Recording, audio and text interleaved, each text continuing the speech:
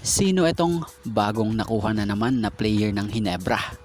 Mataas ang IQ, agresibo, at parang Jared Dillinger din ang estilo. So bago nyo makilala yan at bago nga natin talakayin yan, shoutout muna sa mga solid nating ka-teammate na laging nanonood na sila Scout Ranger, Eduardo Monsales, Fia Pastor, Juan Solige, and Judy Villarosa. So itong ang bagong player ng Hinebra ay nasilayan na. Siguro naman maging kayo isa sa napansin sa player na si David Morel ay ang parang estilo nitong si Jared Dillinger rin ang galawan.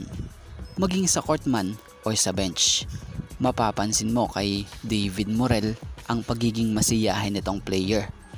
At kita din talaga sa kanya na masaya siya na napunta sa barangay Hinebra San Miguel, na halos nga lahat kaklose na agad niya. At tulad Jared Dillinger dati, etong si Morel ngayon ganun din talaga kung mag-cheer siya, katulad ng estilo ni Jared Dillinger, at lalo na kapag nakakashoot ang team ng barangay Hinebra. Ang maganda pa rito naiintindihan niya din na bago siya sa team at marami pa nga siyang kailangang matutunan. Pero kung ganitong attitude ang ipakikita niya, mabilis lang ito na makukuha niya yung sistema ng team. So sa tingin nga natin yung isang dahilan kaya ito kinuha ng barangay Hinebra ay dahil sa mahusay itong defender at ang pagiging athletic. So kung mapapansin nyo sa unang laro niya sa barangay Hinebra, kontra nga dito sa team ng Converge sa kanyang debut game para sa bago niyang team na ito, kapansin-pansin sa loob ng 4 na minuto lang na playing time niya, gumawa nga agad siya ng 3 points and 2 rebounds.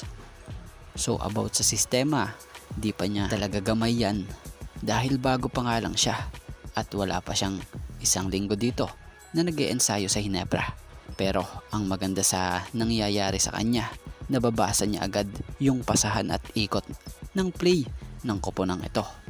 So si David Morel sa mga susunod at paparating pang laro ng Hinebra, asahan na mas makakakuha na ito ng mas mahabang playing time sa koponan dahil siya yung kinuha para nga pumunan sa kakulangan sa rotation ng Gin Kings ngayon.